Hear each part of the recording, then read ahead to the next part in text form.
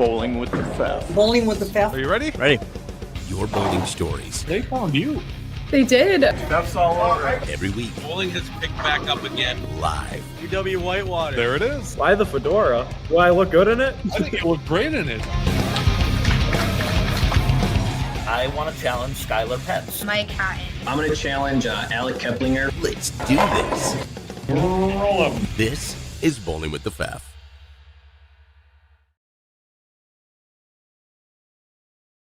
It would be better if you could see me as I'm drinking out of my Green Bay Packers cup on this glorious day.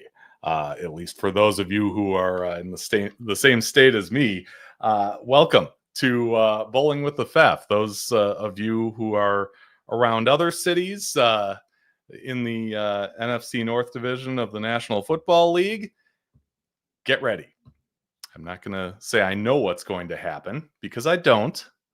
We've seen trades go sideways and in other ways, in other situations, but I feel pretty good about this one, and also feeling good about this being pretty much the lead up to Bowling League, because that's pretty much what it is for a lot of areas. I know I'm starting coming up this next Tuesday. We moved from Thursdays to Tuesdays, so lots of excitement. Hope kind of reigns at this time of year because nobody's missed any spares or had a bad night. Nothing like that. Derek Michaud says, hi, buddy. Hi, Derek. Good to see you live in the chat. If you're like Derek and watching live, feel free to chime in, ask questions, make comments. And if you're watching on replay, do the same, just in comment form, because I do see all of them and try to get back to as many of them as possible. If you have questions specifically about bowling balls and bowling balls that are on the market and bowling balls that are going to pulled off the market and maybe something to come in the future,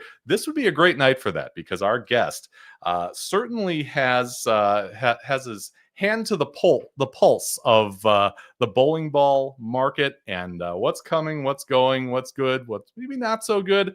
And he is not afraid to say either way, because he's honest about it, and his content has really been making waves in the space. So I'm looking forward to talking with him. Since the last time I was on the show, I found that the Wisconsin Vintage Alleys Tour is coming back in November. We knew that. We just didn't have a specific date. Now we do. November 9th. It's a Sunday. It's in the greater Door County area, which, if you're unfamiliar with how Wisconsin looks, it would actually be this way on the screen. It's kind of the thumb here. Northwest of Green Bay, beautiful area, lots of great tourist spots, but also some great vintage bowling alleys. Mally's Spare Time in Greenleaf. You got Sister Bay Bowl and Dykesville Bowl in Luxembourg, Wisconsin. I hope I can make it to this one. I've tried to get to a lot of these and just had other stuff conflict, but I'm hoping I can get to this one and check out the great vintage alleys and the folks who enjoy them. BCAW's website has all the information. You can find a link on the Bowling with the Pfaff group and find out all about that great event. Well, some sad news. As a charter member of the PBA, who was originally from Milwaukee, has died. Wayne Zahn's obituary says that his impact on bowling is immeasurable, and that he will be remembered for his remarkable accomplishments and fierce competitiveness, but also for his sportsmanship, humility, and the indelible mark he left on the lives of those who had the privilege of knowing him. The 1966 PBA Player of the Year won 13 titles in his career. He led the tour in average in both 1966 and 67 and was inducted in both the PBA and USBC Halls of Fame. Zahn also ran a 24-lane center in Tempe, Arizona. The obituary said he died peacefully on August 20th at the age of 84. Well, the center that promoted itself as the largest in Illinois says it has a sale of the building pending and is closing its doors in less than a month. Landmark Lanes in Peoria made the announcement on its Facebook page, where it said the health club that operates within the building will be open while crews renovate. Landmark has 50 lanes and had a PWBA regional tournament this past weekend. It also was the site of a PBA Tour stop in multiple seasons, including a thriller of a championship in the 1994 True Value Open, where Brian Goebel defeated Norm Duke 296 to 280. Landmark is scheduled to close on September 23rd. Well, if you're looking for stuff that's open, you can find our Etsy store right here, etsy.com/shop/bowlingwiththefefco. It's our official merch store. T-shirts and hoodies are available right now. Go check it out after you're done watching. Also, our supporters, Jerry's Score More Bowling Supply inside Wagner's Lane, 715-559-1822. Jerry's probably a busy guy this week with leagues coming up. But if you need to freshen up your existing bowling balls, purchase a new one, get some high-level coaching, Jerry's got you. Go see him. Tell him Fef sent you. Not that there's any incentive for that. Just tell him I said hi. He's a nice guy. Visionary Video Hub. Video with impact plus live streaming, voiceover, and podcasting. You can find more about that at visionaryvideohub.com. And Chip Magnet Salsa. A great deal that goes through the year. For those of you who are looking to give Chip Magnet a try, check this out. You go to chipmagnetsalsa.com, enter the promo code BWTF2025 at checkout. You get 25% off a 6-pack order. A fantastic deal on a fantastic product. All kinds of flavors, all kinds of heat levels. Maybe you're like me and kind of medium heat, not high heat, and certainly not low heat. Then they've got you. You go for the Wildly Delicious or Mango Habanero. Those are my two favorites. But hopefully you'll find yours. Chip Magnet, raise your snack standards. And a big thanks to Chip Magnet for supporting local bowling and Bowling with the Fef. Looks like we've got some comments already. So BSJ83 says, as a Cowboys fan, Micah looks like LT against the lower rung teams, not so much against good offenses. Should have gotten more than 2 number ones in return. They did get 2 number ones, and they also got Kenny Clark, who's not bad, if I do say so myself. 29, and he's had some good years for us. If you're a Cowboys fan, excuse me when I say this, but hopefully we got the best of him, and he's going to regress from here. But, yeah, we'll see what happens. Kyle G says, nice pun with the pulse lead-in. Yep, you caught that. All right. Gabriel says, what's up? And Dave the Bowler says, wow, I got here early. Good timing, for sure. I haven't even brought the guest out yet. So let's get to that. He is one of the rising stars in bowling content creation. I'm guessing at least some of you who are live with us have heard of him. As of earlier today, ZVL Bowling had these figures, and I call them vanity metrics. A lot of people don't, but I do. Take a look at these figures. YouTube, he's got 12,700 plus subscribers. TikTok, more than 20,200 followers.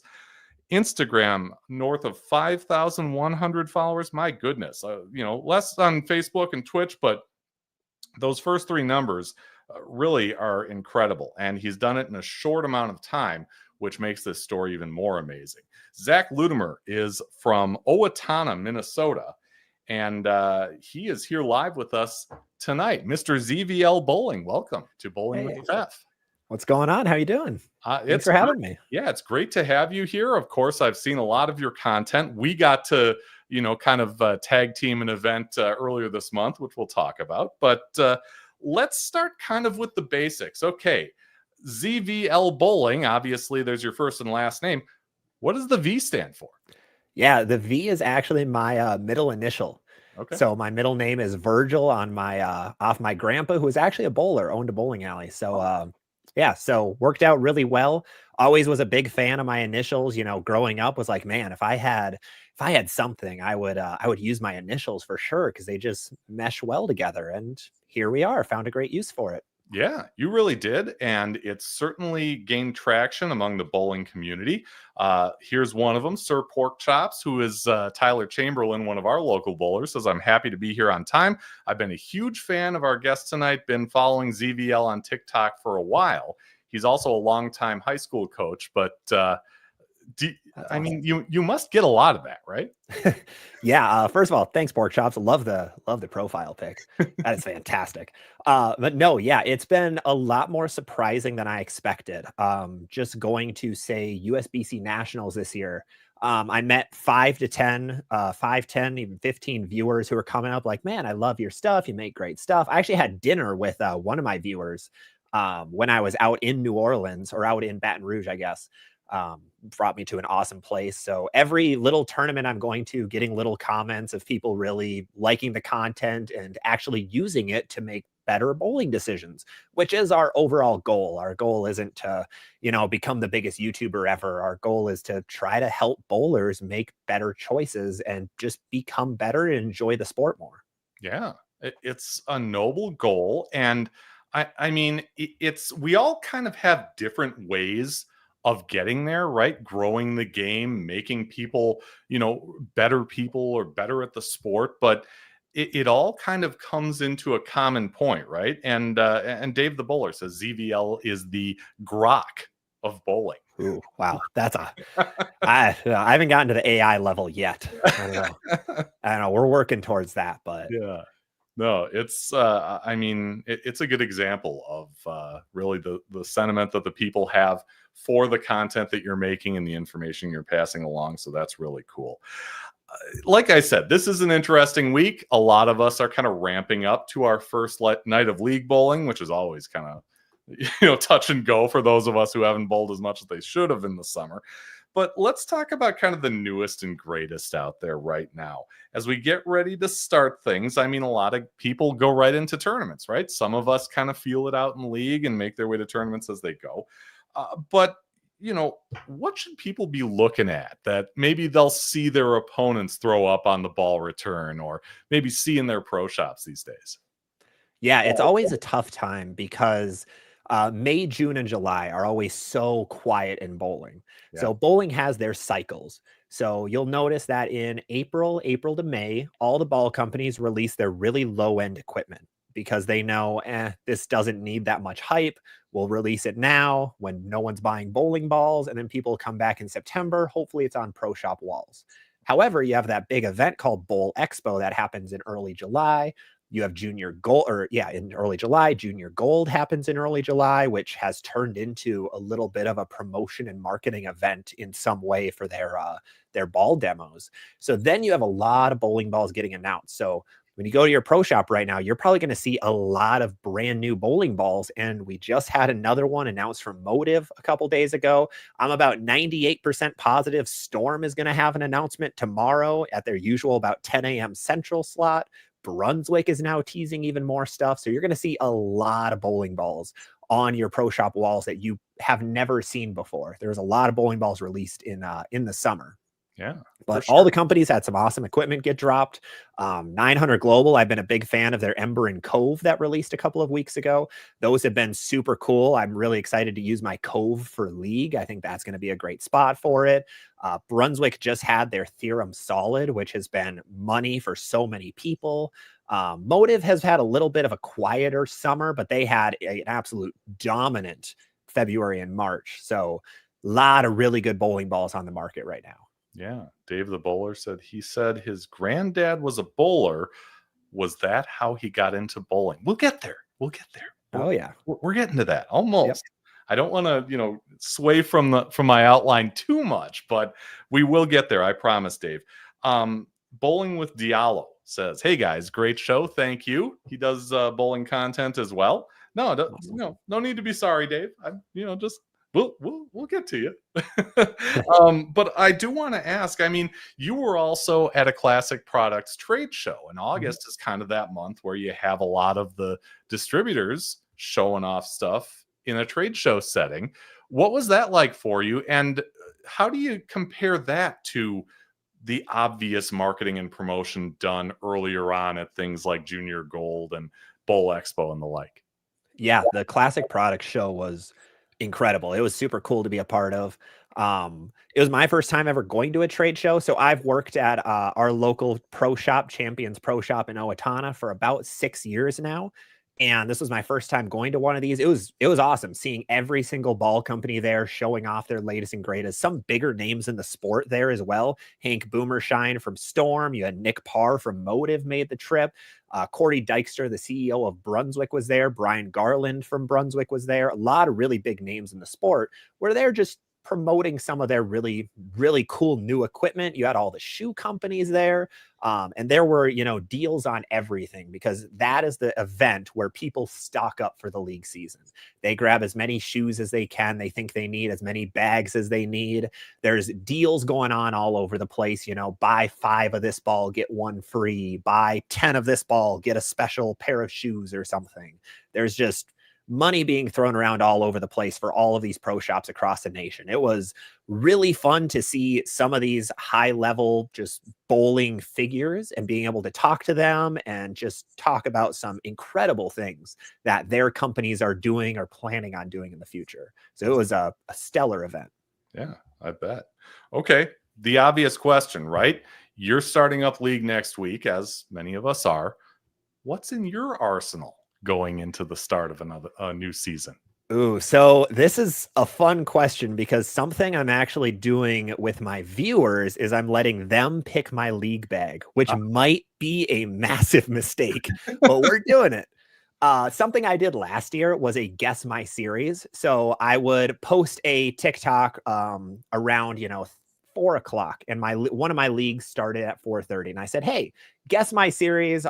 These are the balls I'm bringing. This is what I'm expecting. And then I make a video with whoever got closest. This year, I'm going to take it one level further. I'm going to let my viewers choose which of my bowling balls am I bringing. These are my averages with each. What do you think I should bring? Are they going to be nice to me or not? I don't know. We're going to find out. That's funny. What do you? If I had to choose my own bag right now, I think that 900 Global Cove would be in there. I was a big fan of the Hammer Effect Tour. I think that's one of the best bowling balls on the market. Had a lot of success with it in league, so I think I'd bring that. And then some kind of pearl ball of some kind. I like to usually bring 2 to 3 balls max for league. Yeah. I'm with you there, because during some of the seasons where I've struggled more, my answer was to try and wheel in 2 bags. Don't do that. No, it's a lot. Yeah. Not worth it at all. No, for 3 games, it's tough. Yeah. You'll figure it out eventually. Yep, exactly. Don says torpedo direct hit and 78U all day for league. I mean, if you need some average management, perhaps. Yeah. Don mentions this because these are my 2 least favorite bowling balls on the market. Yeah. I made a video where it was when I was around 10,000 subscribers. I said, all right, if we hit 10,000 subscribers during a live stream I was doing, I'll buy both bowling balls and make a video on them. We hit it. I bought both bowling balls. I made a video, and I still hated them both with a passion. The IQ 78 a little bit less than I did before I made the video. The direct hit even more, and it's become a running joke that both those balls are just awful for me. Okay. I actually had somebody who works at Brunswick mention, so you don't like the direct hit, huh? When I was at the classic trade show. Sorry. Yeah, it's you feel like sometimes you're just kind of spilling things into the ether, but every once in a while. Oh yeah, there are more people that see things than you expect. For sure. Yeah. I'd be willing to do something like that too. Folks out there, you want to pick a couple bowling balls for me to buy when I get to 10,000 subs, and I'll buy them and make a bit. Sure. Yeah, sure. Just don't, hold your breath, because that's not happening. All right. I've heard that you have some type of spreadsheet where you keep track of everything that's in production right now. You add the new ones to it. You take the ones that are discontinued off.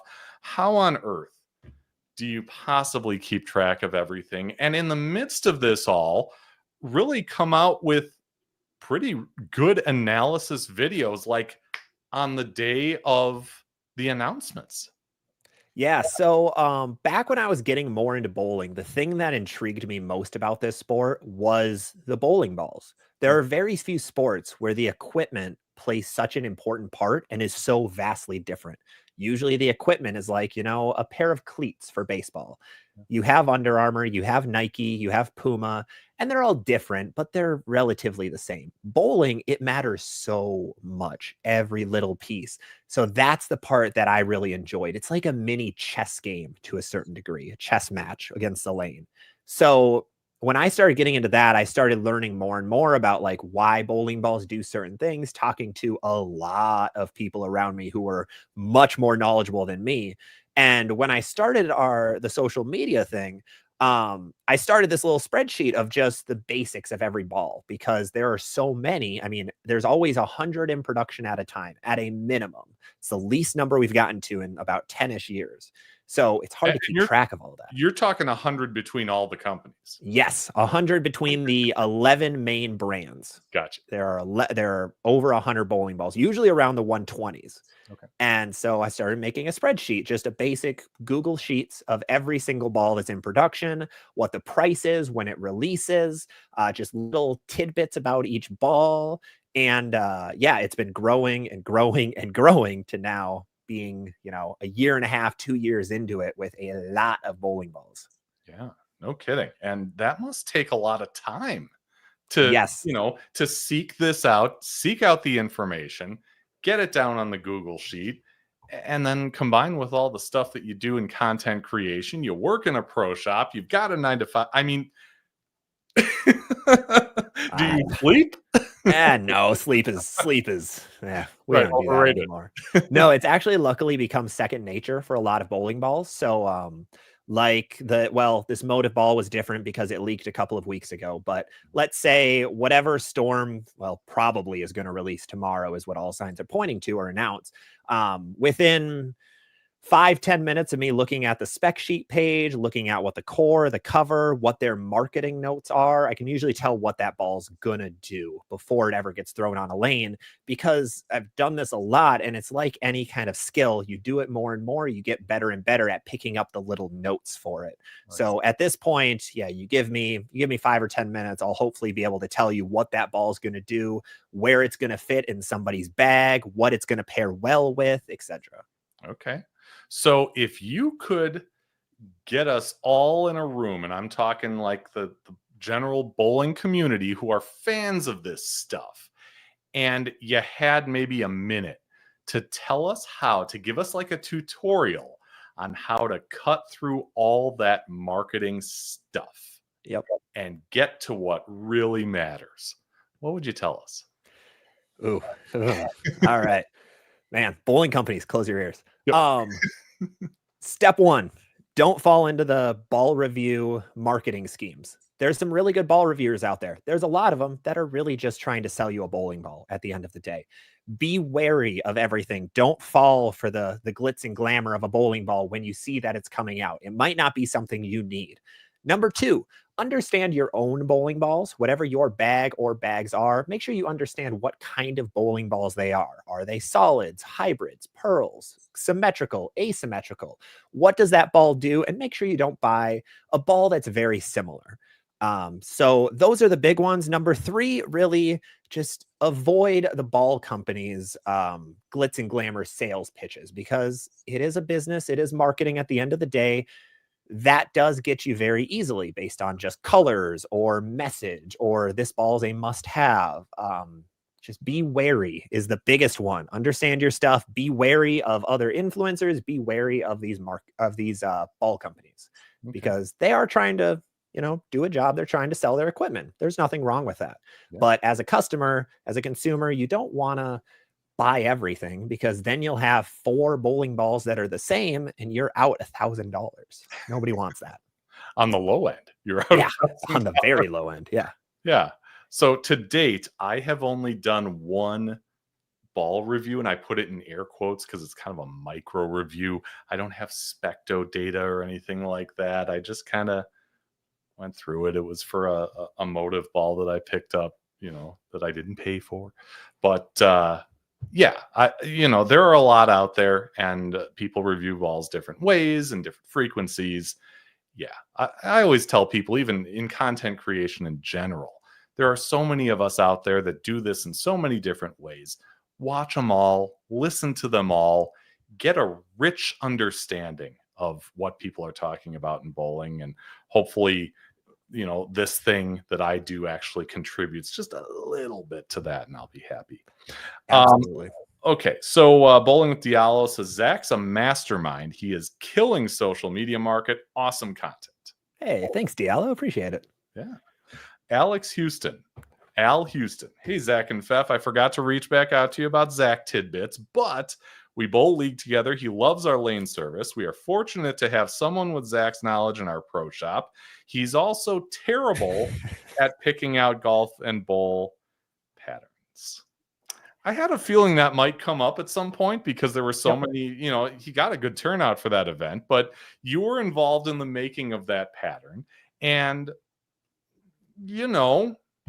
it's like anything. I mean, you pick a pattern and somebody's going to say something about it. There's some in every crowd, but maybe you want to kind of give your side of the story on that. Oh, absolutely. Yeah. So what Al's referring to is here in Owatonna, he runs a very large golfing and bowling event. It always has a ton of teams. It's in the 30s, the amount of teams in it. We had some incredible bowlers this year. Wesley Lowe came, Ryan Barnes, Alec Keplinger. We had incredible bowlers, local bowlers, some of the best in Minnesota come for the event. And one of the toughest things is picking a lane pattern because our bowling center has lane panels that hook an absolute ton. Some of the most hooking lane panels that you will bowl on in the Midwest. They just hook miles. So one of the toughest things is how do we come up with a pattern that's pretty fair for all of these different teams, but also doesn't break down so that people are, having to loft it 20 feet down lane. Because when you have a rev race like Ryan Barnes in the field, you need to put something out so that they're not, having to throw it past the arrows. And me and Al went back and forth a little bit, trying to figure out what's going to be best. And we decided on a longer pattern was the main spec. And we wanted a lot of volume. We wanted a little harder, but not too hard. So I ended up finding a PBA pattern that was a 4-to-1 ratio. So not easy, but not hard. 44 feet or 43 feet, apologies. And then a little over 30 mils of oil. That's a lot of oil. So I thought, all right, this is going to be the play. Al approved it, by the way. Al, don't let him try to weasel out of things. The truth comes out. Yep. And it played super hard, insanely difficult. I could not believe how hard that pattern played. And scores were insanely low. I believe it was about 150 over, ended up winning the entire event. So you win some, you lose some. I've been frantically, trying to find my little graphic that has that pattern graph on it. Yeah, it's a 2024 Roth. Is this it? And it's going to kind of, come on, load up. It's going to kind of be between us here, but yeah, that's it. Yep, that is the one. 42 feet, 31.5 mils. Yeah. 4-to-1 ratio. It played like it was 1-to-1. Yeah. No, but like you said, you're with such a wide variety of skill sets, of bowlers in the field, of styles. What do? You do your best and let the chips fall where they may, right? Yep. And that's with every tournament. I'm not a tournament director by any means. But one of the toughest things is picking a pattern that's fair for everybody. Yep. You don't want it to be, a score fest where you have to average 250. You also don't want everybody averaging 170. So what is that middle ground? Sometimes you choose it right. Sometimes you choose it wrong. Yeah, for sure. Don says, bah humbug. We had enough implements to make that pattern playable. Yep, they did. Sometimes that helps depending on who you are. And I love this. Don't forget to like and sub. Absolutely. Yeah. Yep. Do that here. Do that on ZVL Bowling. We'll all be happy and you won't owe a dime. That's the best for all of us. Okay. So Dave, I've let you twist in the wind long enough. You had said earlier you wanted to know that, Zach's grandfather was a bowler. Was that how he got into bowling? So I know you started relatively late. You had, a grandfather in the business. Tell me about getting into it, because like I said, it didn't start right away when you're like 5-6 years old, right? It did not. No, I took a slightly different path than a lot of bowlers do. So growing up, my grandpa did own a bowling center, a small 8-lane center near my hometown. So I would always, go in there for, Christmases and for Easters, and would go in there on the weekends. But I never got serious into bowling. I had a Scooby-Doo ball, and that was really about it. I was a baseball and basketball kid.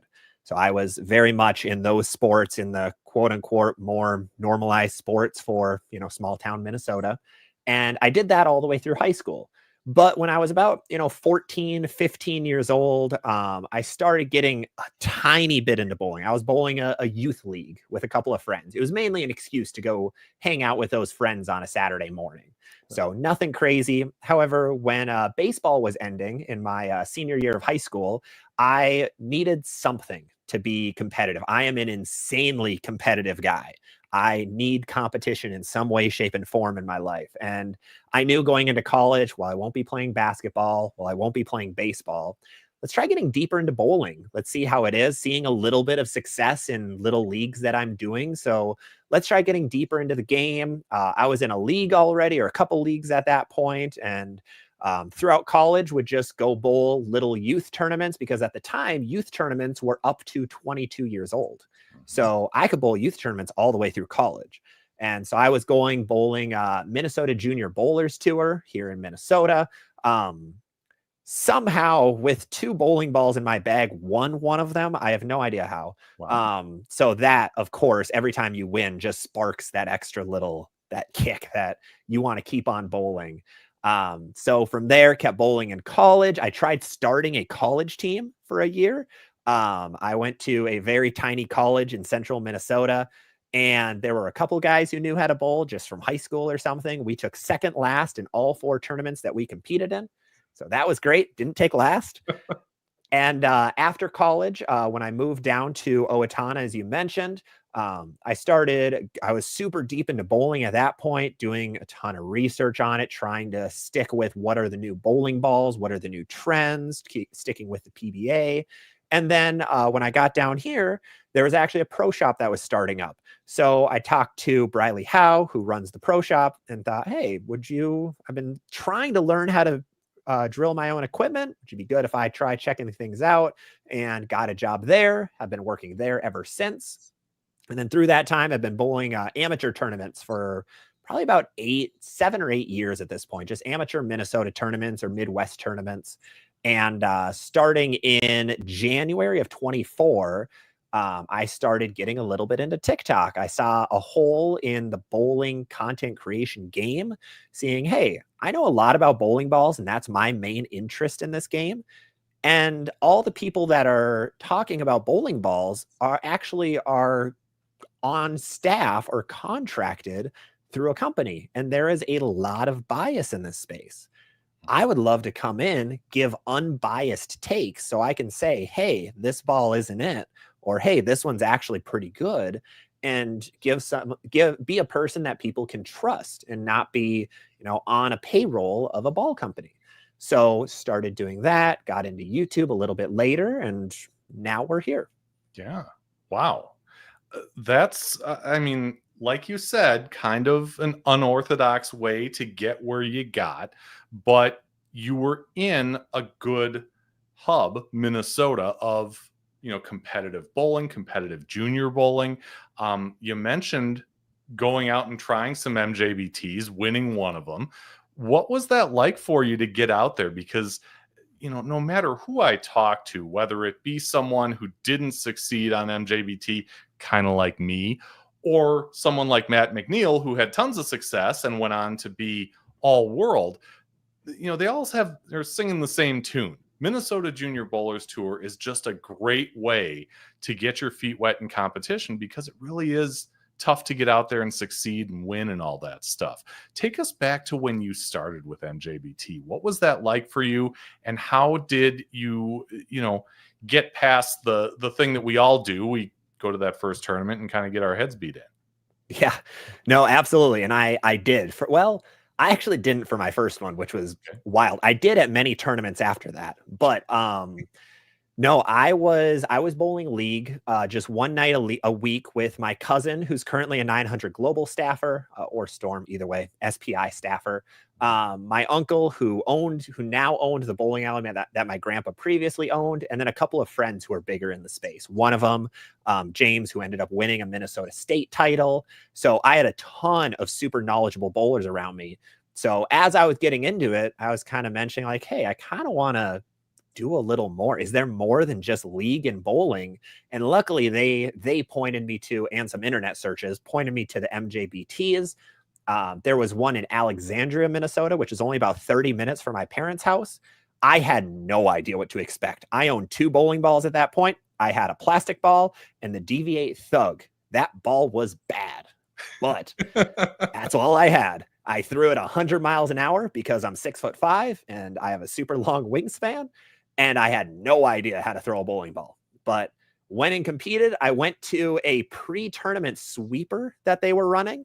I showed up in basically business casual because I didn't know what bowling attire was. I didn't have any jerseys of me. I wore jerseys in my team sports. I never had my name on them because it was high school.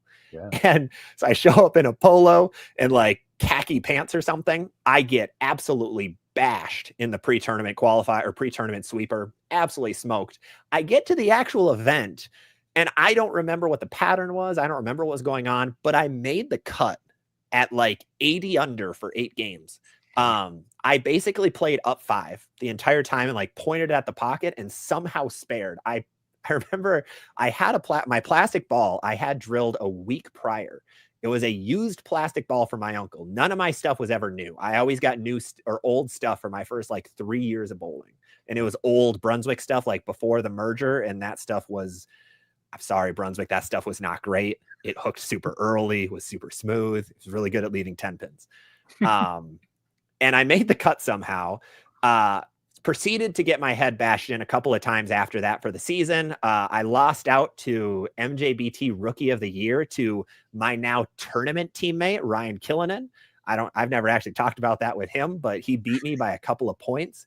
I believe there was like a tournament down in Austin, Minnesota, which was a 4-ish hour drive for me that I didn't go to, and that's what cost me. But then the next year was able to win an MJBT, which was awesome, and then get my head bashed in for a couple more tournaments. And then afterwards, it probably shouldn't be public, but oh well, I found out that you cannot bowl adult leagues if you're a junior bowler. Oh, I never knew that was a thing. I'm gonna assume we're past the statute of limitations on that. I don't think they can take my smart money anymore. It's used. If it is USB-C, I said nothing. No. No one heard anything. Forget this even happened. Exactly. Yeah. So I went to a tournament. It was a different youth tournament. I had the director come up to me and say, "Hey, you can't be here." I said, "What?" He's like, "Yeah, you bowl in an adult league for money." It's like, "What? That's a rule?" And the money, by the way, the winning team for my adult league got $30. Oh, geez. The team got $30. So I got kicked out of juniors after that, and then just started bowling amateur stuff. Okay.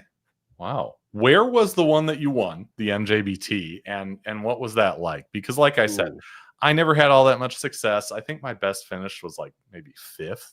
Mm-hmm. I know the format has changed over the years, and I'm guessing you were on the Darren Hansen MJBT.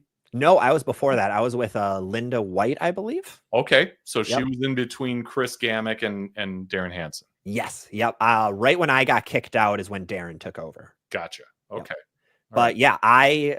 It was somewhere in the cities. I actually don't remember where. I remember I was throwing a Brunswick Edge, which was one of their low-end pearl balls. And I beat a couple really bigger names who are still bowling to this day. I remember beating Max Roars, who's down in Iowa right now. He bowled collegiate.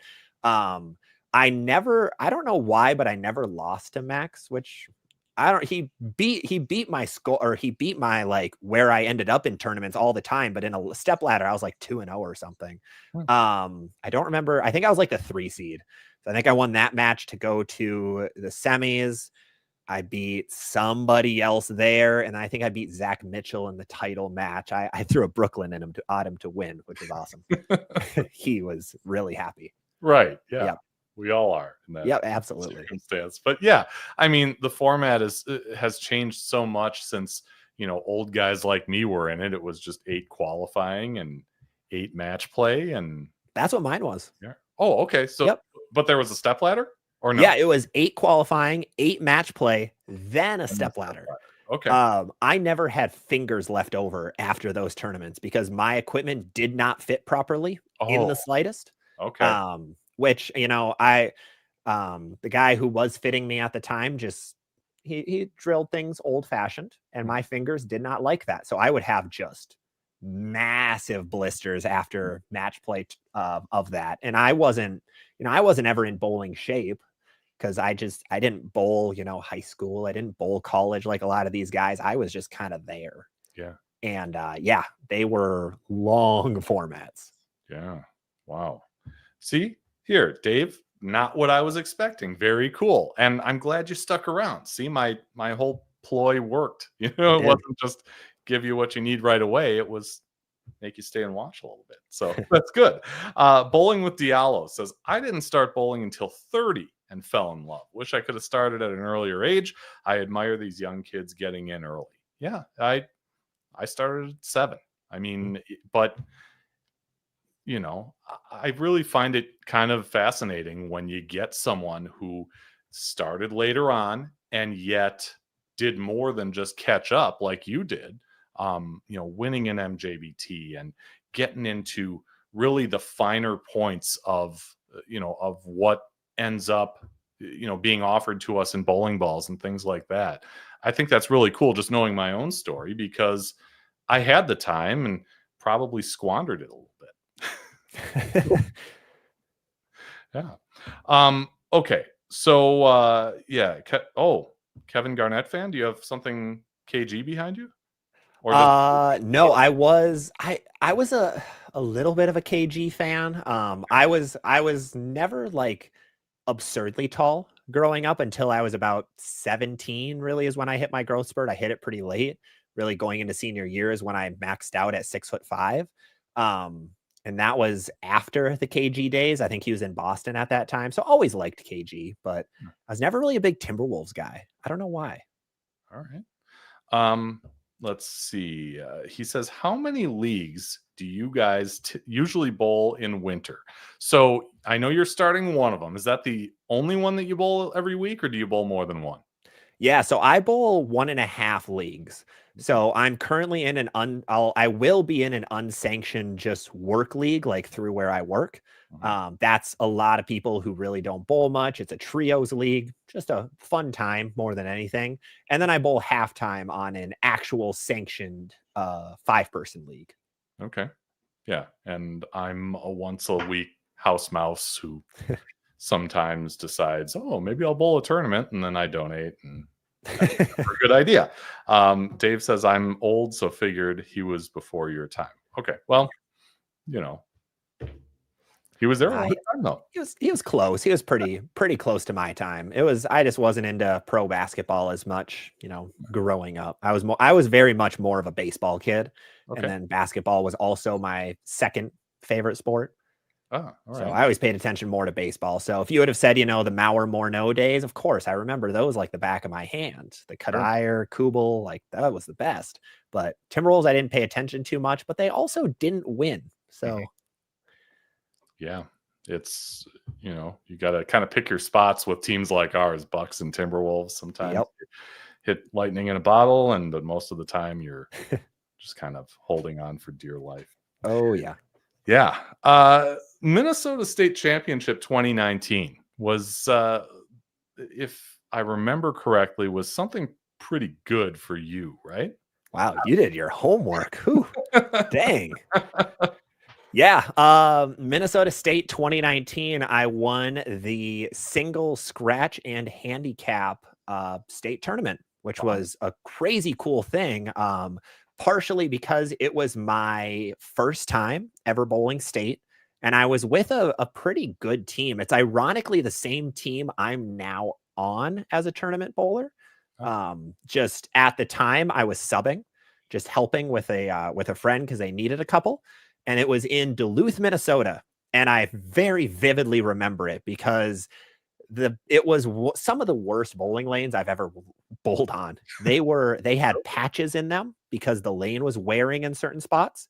So they had actual patches to try to block those. However, if you hit some of the patches, they weren't installed correctly and your ball got airborne for a little bit. Yeah. And I just, magically my double set was like 550. And to this day, my partner will not let me live it down because he shot like 740. Oh no. And if I would have shot I think scores were really low that year. So if I would have shot like 7-0, we would have had a chance. Ugh. Yeah. And then singles, I found magic ball reaction. I got far enough left. I had, again, another Brunswick ball, a magnitude 035, not a well-liked Brunswick ball. For me, it just was magic that day. And went 220 something, a 299 with the 10th. I had 300 before that. And my 10th frame was trip 4-pin, stone or a Brooklyn, a pretty, heavy Brooklyn on the left side of the head pin, and then a runaway Brooklyn for a 5-pin. So I went 299 and then a 268 with a missed 10-pin in the 9th frame to shoot like 790 or so. And I was only averaging about 200 at the time. So Minnesota State, whether we like it or not, does a 90% of 230 rule for their state tournament. So I shot like an 860 with my sticks or something like that. It was a lot. Holy cow.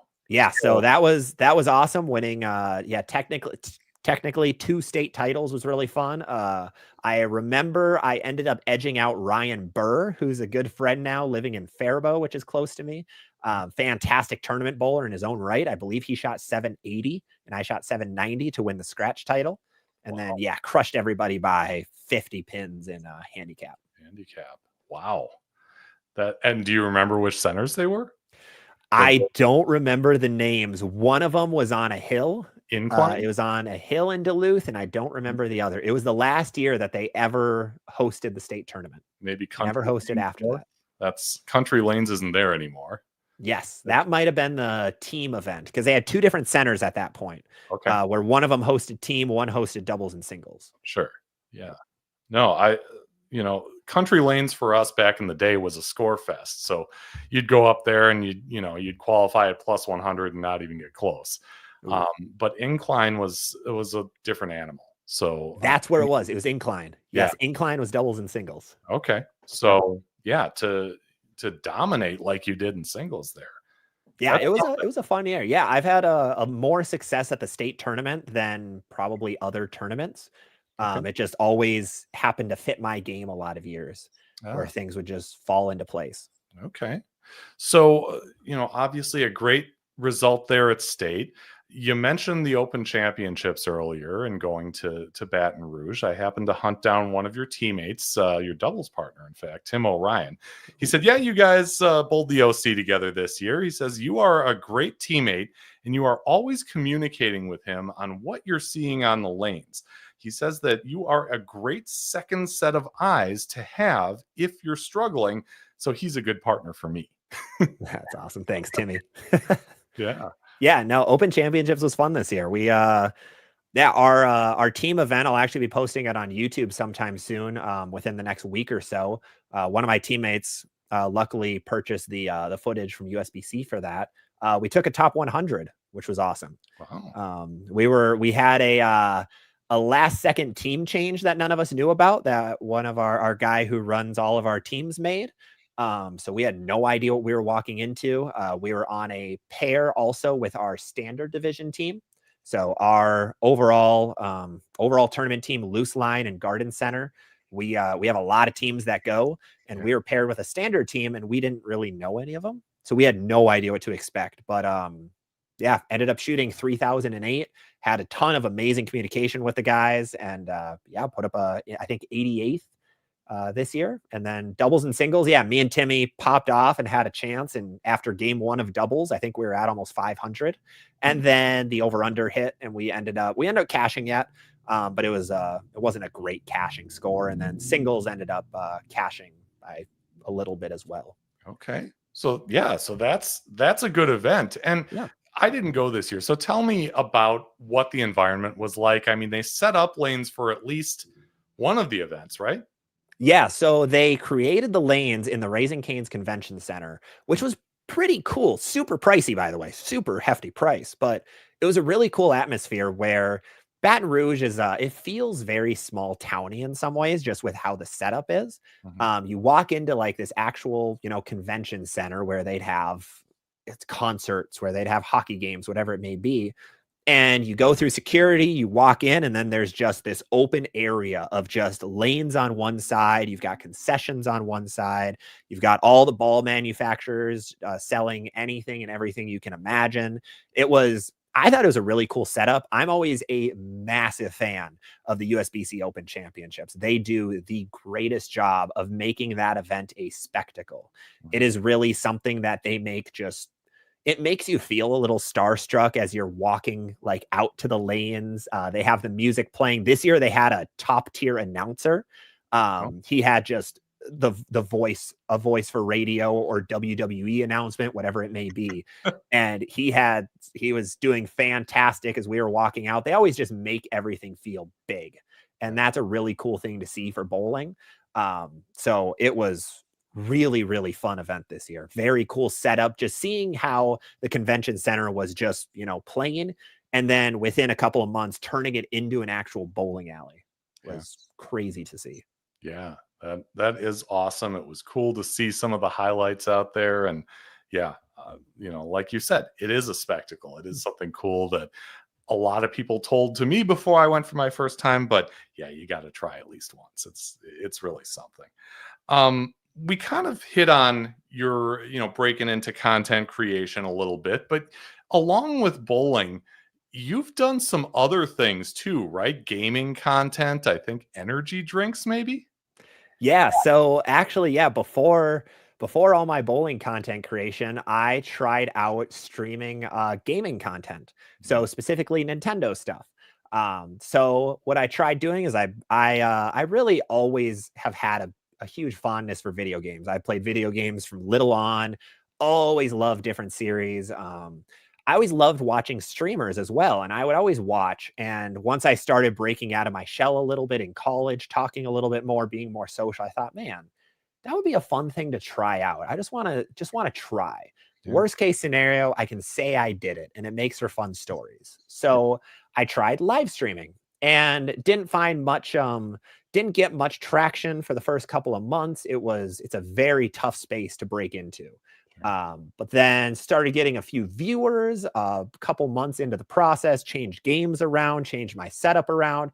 And then we had an awesome community of I think we got to a couple hundred people just over on the gaming side. We had a TikTok, YouTube, and did that for a couple of years. It was an amazing time. I learned a lot, met a lot of amazing people, some people who I've met in different parts of the country, which was cool. But it was just a lot of time.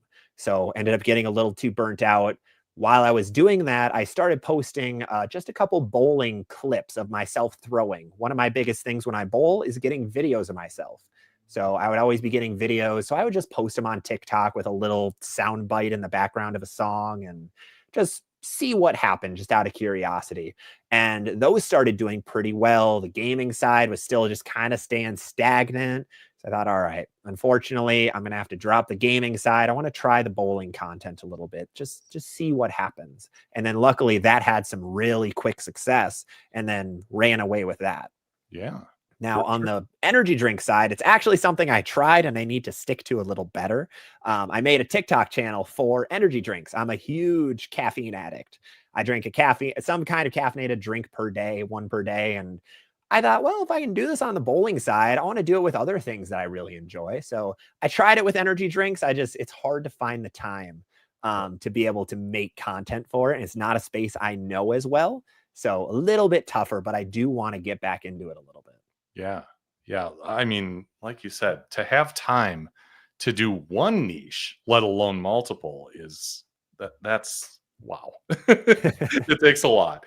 What do you think you're most proud of when it comes to the lifespan of ZVL Bowling? Yeah, I think probably my most proud moment, and just that made me really truly happy that I went down this path, was For a little bit of backstory, one of my video series that I do is I rate viewers' arsenals. So I ask viewers to send me the bowling balls that they have, and then I try to make a video every couple weeks where I go through about 10 viewers and I categorize their bowling balls. Is it a really strong ball that's also smooth? Is it strong and sharp? We have a 6-ball categorical scale that I use on the channel that's originally from Chris Barnes, where it's an easier way just to know what bowling balls do. And I've been doing that for a while, and people are always really appreciative. But I got one specific email from somebody who I now know very well, Jeremy, who gave me a little bit of his story into bowling, and that bowling was a perfect avenue for him because he had a seizure, and it affected his brain quite a bit. So he's dizzy a lot. But then later on, like in a bowling center, he realized that kind of goes away because there's so much noise. Ironically, instead of making it worse, it made it better. And he started really getting into bowling, told me a little bit of his story. So I was back in May, I was out in Michigan with the Real Experience Bowling guys, bowling a tournament, filming a little bit of content. But on the way back, we stopped at Wisconsin Dells and bowled a game with him and his wife. And it was just awesome to be able to, that was one of the first main times that I truly met another bowler who I actually impacted in some way, helped him want to bowl more, want to compete more, want to join more leagues, and just kind of fall in love with the sport. And all of the stories like that are always the greatest ones for me. The most fun to hear about is people who, and I wasn't really feeling great about bowling, started getting into your content, asking you questions, and now I realize I really do like this sport. So those are definitely the best moments for the channel. Yeah. And that stuff has power. A good piece of advice, good stories. I mean, it's more powerful than we know. And I think we need to keep that front of mind more than we do, because I know I'm I'm guilty of, just kind of going through the motions sometimes. But yeah, it's a lot for people, and that's really cool when stuff like that happens. So along with creating the content, you're working in a pro shop. You mentioned Briley at Champions Pro Shop there at Spare Time, which is your home house. So I reached out and said, hey, how have things changed at the pro shop now that he's not only producing content, but really, giving it to an audience of thousands? I mean, we saw the numbers earlier. It's really impressive. He said your channel has created a completely new clientele for us in the shop. He says we have people coming in asking to work with ZVL. People are willing to travel to work with you. He said just last week we had a couple from Wisconsin coming over for the state fair that stopped by to get new balls for the season and wanted to work with you specifically. Have you noticed that like he has? Yeah, it's been there's more than I expected that have. Being in small town Minnesota, you wouldn't really expect it, especially for bowling. There's a lot of pro shops out there, and not many people want to travel for them, but there have been more and more people who come in, generally, looking for me or just sending me messages on whatever platform it may be, like, hey, I really want to come see your pro shop and say hi or buy a bowling ball from you. And yeah, it's been awesome to see. I had one of the cooler ones was I had a trucker who drives from Dallas to Shakopee every week. That's his path. And I was coming back from a tournament, and it was a Sunday afternoon, and I get a text from Al Houston, who was just hanging out for a little bit, saying, hey, there's somebody here that knows you, and he wanted to bowl at the in the same place you do. Thought, oh, that's awesome. I'm about 30 minutes away. Make sure he doesn't leave. So I went to see him, and yeah, he came to bowl at Spare Time because that's where I bowled, which was really cool to see. Yeah, that's awesome. The other thing I asked is, how have you grown as a pro shop worker? Oh no. Since doing the content. He said the biggest thing that has changed for you in the shop is that you've dove into understanding layouts and bowling balls even more than before, making sure you know all the different balls, the covers, the cores, etc. I mean, I would hope you would concur with that, because I think it would take a sharper focus on that stuff to make the content that you do, right? Mm-hmm. Absolutely. Yeah, I've really made it my emphasis to try to understand the ball market. One of the toughest things that people will say is there's nobody in the world who can keep track of every single bowling ball that gets announced every other year. There's just too many. So I saw that as a challenge. Like Yeah. I do that for the channel. I need to understand everything. And at this point, I don't know, exact cover stock names all the time or core names or the exact numbers. I don't have that photographic of a memory, unfortunately. But my main focus is, what does you give me a bowling ball? I'm going to understand the exact ball motion, what it's going to do, why it's going to do that. And then whether you like it or not, help you determine what bowling ball fits well. Because at the end of the day, my channel is partially a virtual pro shop for people. I'm a virtual pro shop for people to ask questions to, because it's very hard to ask a pro shop operator to know 120 different bowling balls that are out. It's a very tall task. Some of these guys are only doing the pro shop stuff part-time. Briley, for example, has an actual 9-to-5 job along with running 2 pro shops. So it's very hard to be able to keep track of everything that's on the market. So I try to be that guide for people who don't have that near them or in their community. Yeah. That, sounds to me like a big reason why your content gets the attention that it does. Briley says that he thinks it gets so much attention because you're not tied to a brand, which you mentioned. He said you can be completely honest on the channel. You also have the ability to talk about all the different brands and products and give an honest opinion. You mentioned that was kind of the hole you were trying to fill. You saw the staffers going with ball reviews of their own brands, and you were looking for something unbiased. And we've seen some come and go that are kind of like that. But you're right, the majority are not. They're getting paid to produce the content and promote a particular brand's bowling balls.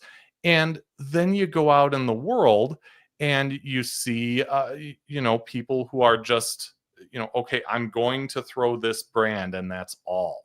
And I've always said that that's kind of a missed opportunity because they're not paying you to bowl with a particular brand of ball. And sometimes you end up with really, really good bowling balls by different manufacturers. You mentioned a few of them already.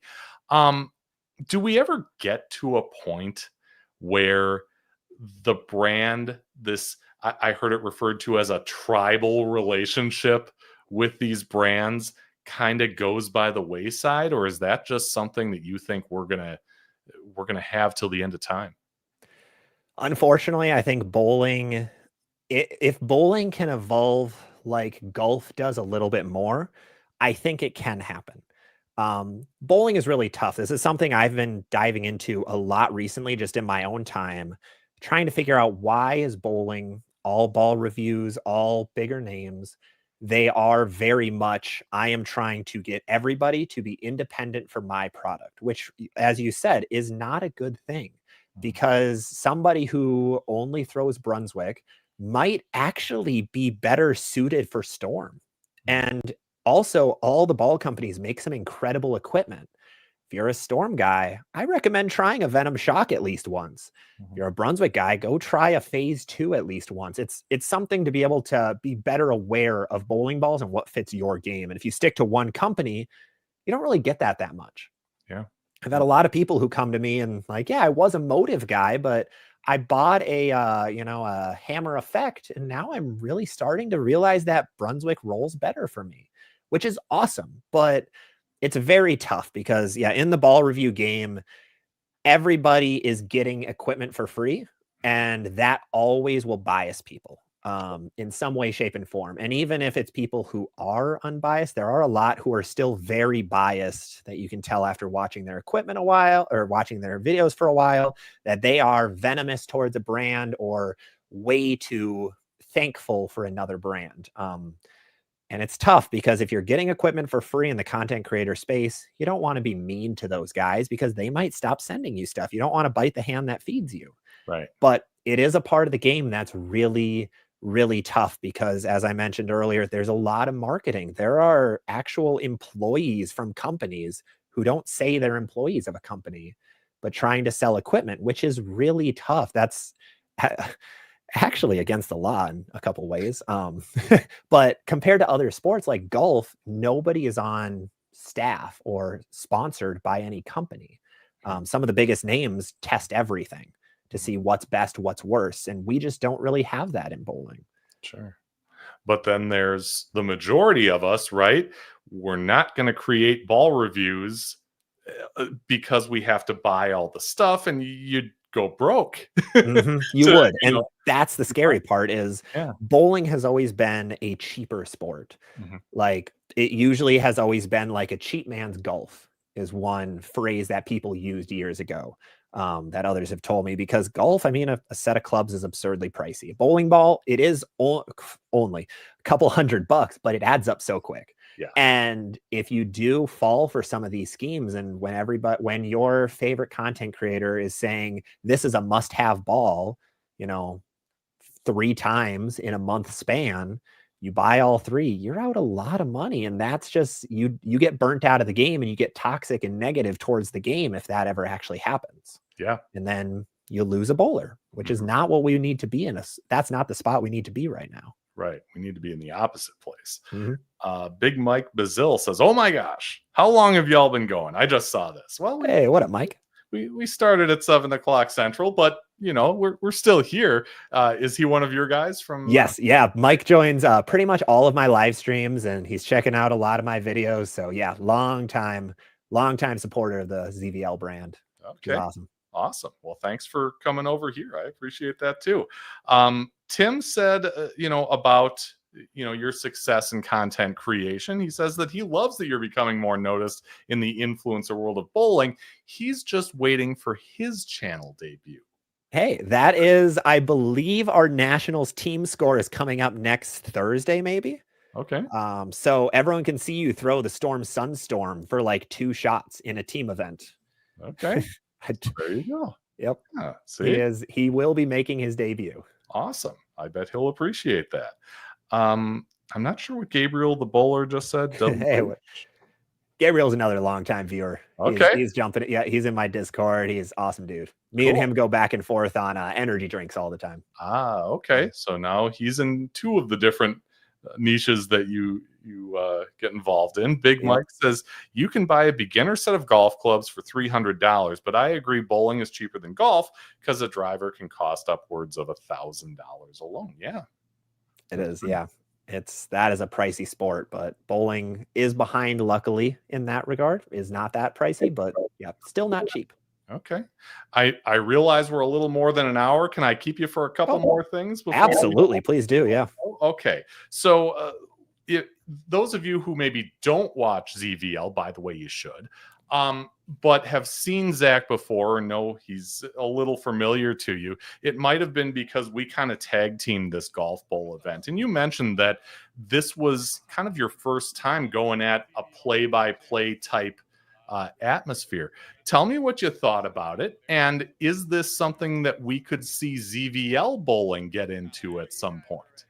Oh, I loved it. I knew I would enjoy that side of just sports because I never shut up at this point. So always a good thing. But no, it was an absolute blast.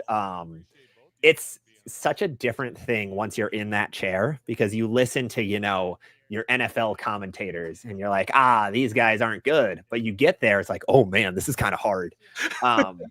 But it is something I have wanted to do a little bit more. We had kind of a running joke on the channel. I made a video probably about 6 or 7 months ago about how to improve the PBA, where I think they need to focus more on the bowling balls and talk about the bowling balls because that is a special part of our game that is unique. Yeah. The unfortunate thing is a lot of the commentators don't really understand the bowling balls because there's so many different brands. And that's kind of a unique spot that I fill. So I was always joking like, hey, PBA, get me on. Let's get this going. Let's talk about the equipment. Let's get somebody who understands all the stuff, knows a little bit about every ball and what's good, what's not, what's good in different situations. So hopefully there's more of it. I know Championship Bowling reached out and wants me to come to some of their events and be awesome to talk to those guys out in Utah. So hopefully there's more of this coming soon. Yeah, cool. That's awesome.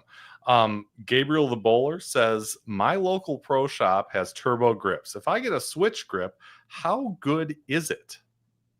Oh, switch grip for for your thumb. If you have three or more than three bowling balls, I usually recommend it just to have the same feel between bowling balls. So yeah, I think switch grip, the it system for Vice and Jopo's are all very, very good spots right now.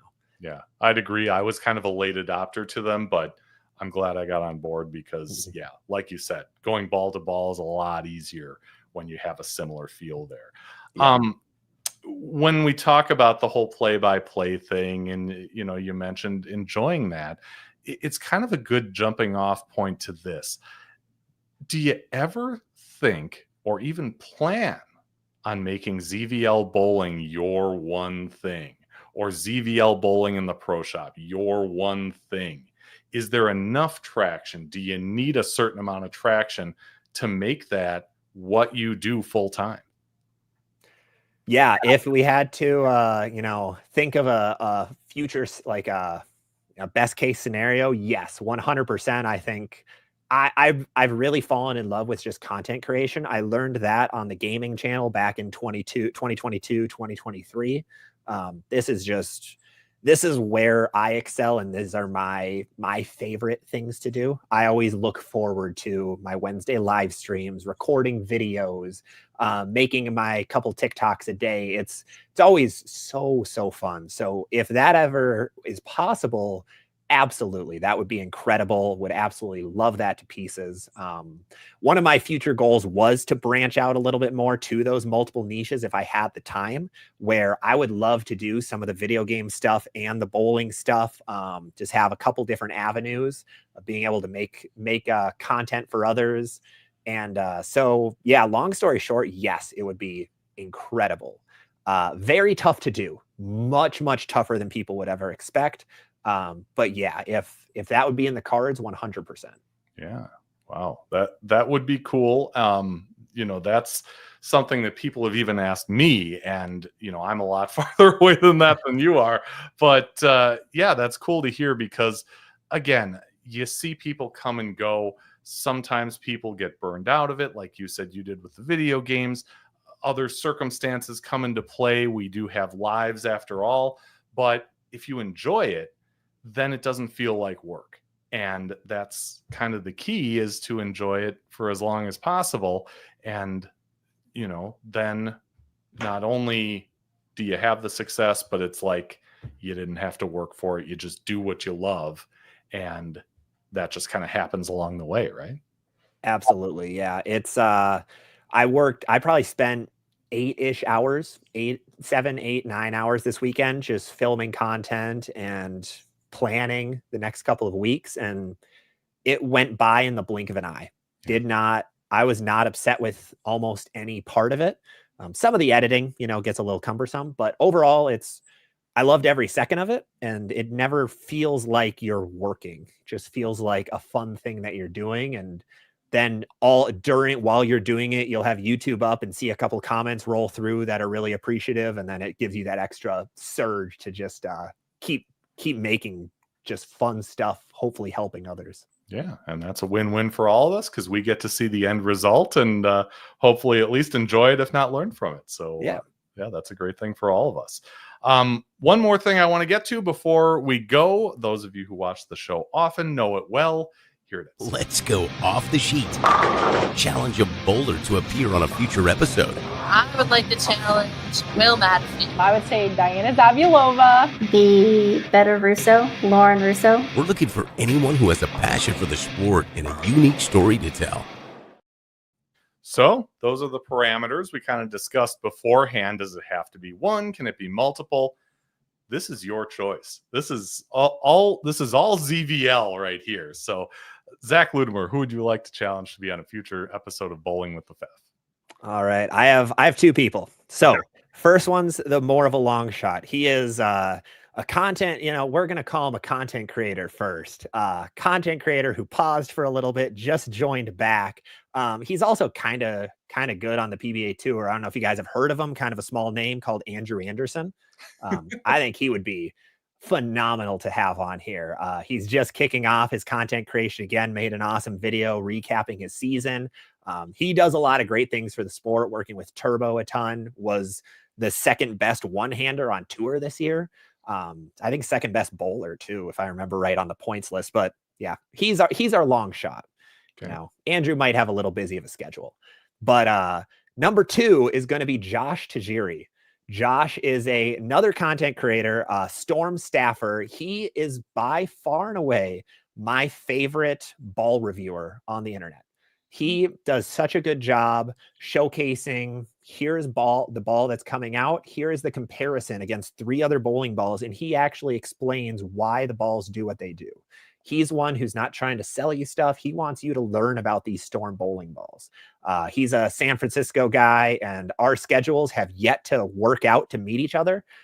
Actually, at the Classic Pro Shop, at the Classic Products demo, he was in Vegas and left Vegas, I think within 12 hours of my flight landing, because he was there for some other product shows that were going on.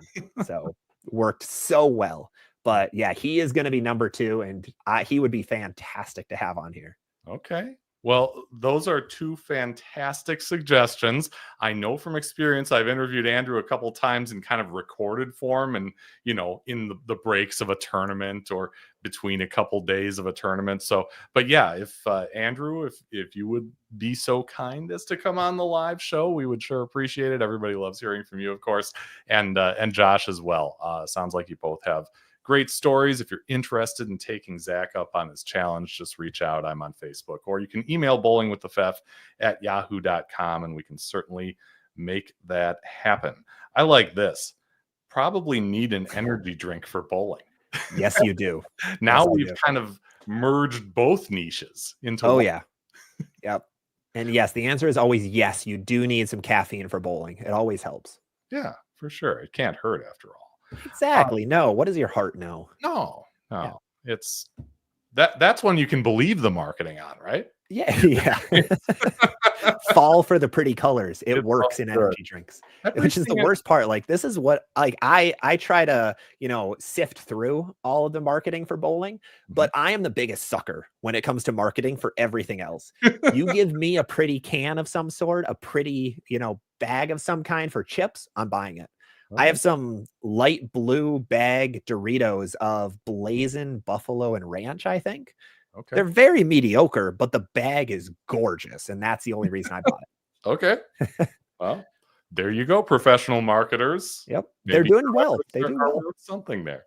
All right. Well, let's leave it at that, Zach. I really appreciate the time and coming on what, you know, by all accounts seems to be a pretty busy day for you, as I'm sure you have many, but thank you for spending the time. We do appreciate the content. If those of us who are out there maybe haven't seen ZVL or don't know where you are, you want to give them the quick rundown. I've got a little graphic to show it in text too. Yeah, absolutely. So I am ZVL Bowling on every single platform that you can imagine. We are on TikTok. We are on Twitch. We are on YouTube. You're on Facebook. We are on TikTok. We're on Instagram. I think I hit TikTok twice. We are on everything and anything that you can imagine. We have a Discord where we have about 700-ish bowlers talking everything and anything bowling. We are on any platform you can imagine. ZVL Bowling is there in some way. Yeah.